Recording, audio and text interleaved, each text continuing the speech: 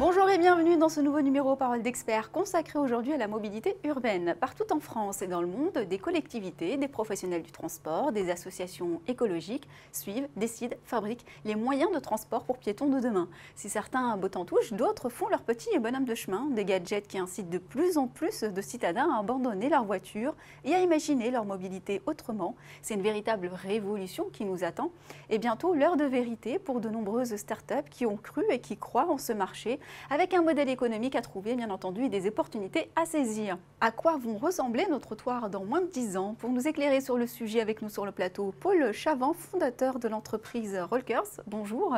Bonjour. Alors, quel état des lieux on fait aujourd'hui de la mobilité, finalement, en France?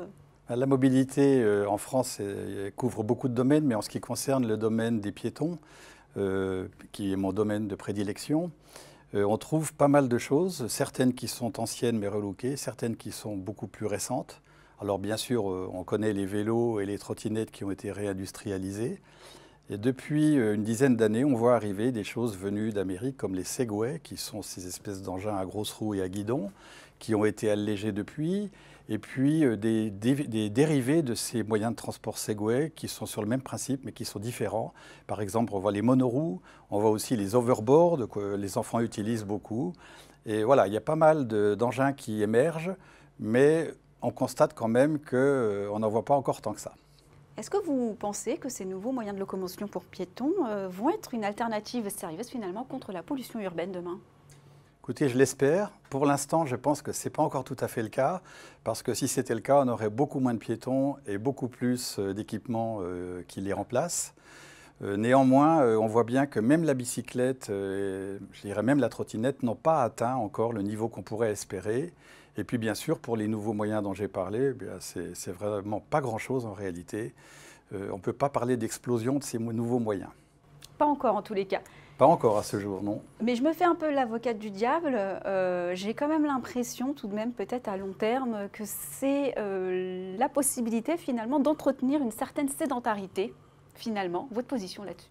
Alors, oui, vous avez raison, c'est un problème très préoccupant. On voit maintenant beaucoup d'assistance électrique, ce qui peut être une bonne chose pour gagner du temps et des ressources, mais est une moins bonne chose, effectivement, en termes de sédentarité, puisque les gens restent debout ou assis sur leur engin. Par exemple, les trottinettes électriques ne demanderont plus du tout d'effort. Et c'est quand même quelque chose d'ennuyeux. Alors, je suis d'autant plus content que vous me posiez la question, parce que mon produit, les Rollkers, va permettre justement de continuer à avoir une activité très naturelle, qui est la marche. La marche est une activité qui est très, très intéressante à étudier, qui est très bien faite. Et avec les Rollkers, on continue de marcher. On va parler justement des Rollkers dans quelques instants. J'avais encore une question. Ces engins, pour l'instant, ils sont minoritaires sur nos routes. Ils permettent de désengorger justement la circulation. Demain, ils sont sans doute majoritaires. Est-ce qu'on ne va pas subir un débordement dans nos trottoirs, un encombrement des trottoirs finalement? Alors, c'est une vraie problématique. Elle a déjà commencé d'ailleurs avec les vélos sur les trottoirs qui ne sont pas du tout appréciés. Les trottinettes, pas très apprécié non plus. Et puis l'État s'en est saisi puisqu'il a créé deux groupes de travail, un avec le ministère de l'Intérieur et un avec le ministère du Développement durable, pour justement voir comment on peut harmoniser les nouveaux engins avec les déplacements piétons. Et ça pose vraiment des problèmes. Moi, je pense qu'on va trouver des alternatives intéressantes avec un développement des voies cyclables qui existe déjà. Je pense que pour les objets lents, on peut encore utiliser le trottoir. Pour les objets plus rapides, il faudra songer à les mettre sur pistes cyclables, sachant que de toute façon, on ne les mettra pas sur voie de circulation. Alors vous connaissez bien le sujet, bien entendu. Vous êtes le fondateur d'une entreprise qui s'appelle Rollkers. Quelle est sa spécificité justement? Rollkers, c'est une société qui est née avec l'invention que j'ai faite il y a 8 ans d'un tout nouveau moyen de transport qui n'existe pas, qui est vraiment une rupture technologique, donc difficile à expliquer. Et ce moyen de transport, ce moyen de déplacement pour piétons, ça ressemble un petit peu à des patins à roulettes, mais en fait c'est très différent. On les met sous les pieds, effectivement, on les attache à ses chaussures, mais c'est très différent dans la mesure où on ne tombe pas, on n'a pas le phénomène du patin à roulettes qui vous envoie en l'air dès que vous posez le pied, autrement qu'en patinant. Question plus personnelle, les talons aiguilles, vous avez prévu quelque chose? Oui, toutes les femmes le demandent. C'est un vrai sujet puisque beaucoup de femmes ont des bottines à talons, ou voire des chaussures à talons. Et donc l'idée, c'est d'avoir des talons pas trop hauts. On sait faire avec un talon, ce qu'on sait beaucoup moins faire, ce que la personne utilisateur saura moins faire, c'est de changer de pointure parce que son pied raccourcit, plus le talon monte. Et là, comme on aura des tailles et des ajustements de pointure il ne faudrait pas qu'elle se retrouve entre deux tailles. Finalement, vous n'avez pas l'impression d'arriver après tous les autres concurrents et d'être un produit de plus sur le marché français? J'ai l'impression dans la mesure où ça m'arrive. Les gens me disent, finalement, votre engin, c'est quelque chose de plus. Et finalement, on s'aperçoit que ça va faire pareil, ça ne va pas tellement marcher. Et on me dit aussi, mais tu as vu toute la concurrence que tu as et tu ne vas pas pouvoir percer. Alors moi, je réponds toujours la vérité, c'est-à-dire que les rollers sont vraiment quelque chose de différent. Pas tant que ça dans l'invention elle-même, mais surtout dans le service qu'elle rend. Si vous regardez les Segway, les overboards, les monoroues, eh bien, les gens ont quand même des problèmes d'équilibre à résoudre. Et ensuite, ils passent très difficilement, voire pas du tout, les trottoirs, les seuils, les escaliers. Et ils montent encore moins dans un bus, un tram ou un métro. Donc ce sont des engins quand même qui ne sont pas au point pour un trajet purement piéton, y compris avec les transports en commun.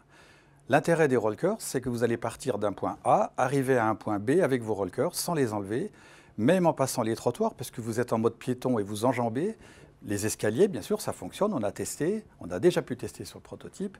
Et puis, bien sûr, aller dans un bus, dans un métro, dans un tram, et puis continuer son trajet en marchant, toujours avec ses rollers, reprenant l'ascenseur, les escaliers, en arrivant à son bureau, et pouvant toujours poser ses rollers à côté de soi pour pouvoir les contrôler et avoir un œil dessus. Et comme on est contraint de marcher, ça élimine le problème de sédentarité qu'on a évoqué tout à l'heure. Alors oui, on est contraint de marcher, ça c'est bon à souligner, parce qu'on pourrait croire qu'on peut aussi se mettre sur ses rollers et puis se laisser aller. C'est faux, l'exercice est absolument indispensable. Néanmoins, pour des personnes âgées, on va les aider dans les côtes, on va les aider en situation difficile, ou des personnes handicapées légèrement. En revanche, même pour des jeunes qui veulent faire de l'exercice, on a une option qui permet de récupérer de l'énergie en prélevant sur le pas. Et donc, ça va les fatiguer un peu, mais c'est ce qu'ils souhaitent. Alors, vous êtes en train de finaliser une levée de fonds. À quoi vont servir tous ces fonds? Alors oui, on termine une levée de fonds. Je ne peux pas dire qu'elle est encore tout à fait achevée, mais elle est très très probable. C'est une levée de fonds qui est faite en partenariat avec la puissance publique, donc 3 régions, les fonds européens de Bourgogne-Franche-Comté, BPI France, et puis à moitié, à part égale, par des investisseurs privés qui sont des industriels bureaux d'études qui ont déjà trempé dans le projet et qui veulent absolument aller au bout en développant un très beau produit qui sera vendable. L'argent, il va vraiment servir pièce après pièce pour un projet très difficile qui consiste à partir d'un prototype qui démontre la faisabilité mais qui n'est pas beau, qui est lourd, qui n'est pas optimisé, pour arriver à quelque chose qui va être complet, miniaturisé, très efficace et très intelligent. Autant vous dire que nous n'avons pas choisi un produit simple, donc il faut de l'argent. Vos projets et perspectives pour l'avenir? Pour l'avenir, on envisage d'abord d'utiliser cet argent en 24 mois, ce qui est assez court. Ça me paraît bien long, ça paraît bien long aux gens qui les attendent, mais on doit vraiment travailler proprement pour faire un produit de grande distribution, un produit de masse, un produit international. Autant vous dire qu'on n'a pas du tout le droit à l'erreur.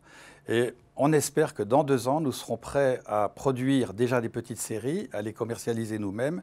Et puis, pour ma part, j'espère vivement que des grands industriels du monde viendront me voir en demandant un contrat de licence pour produire eux-mêmes, faire leur business et nous donner une petite part du leur. En tous les cas, ici, on vous le souhaite. Merci beaucoup. Merci pour votre intervention.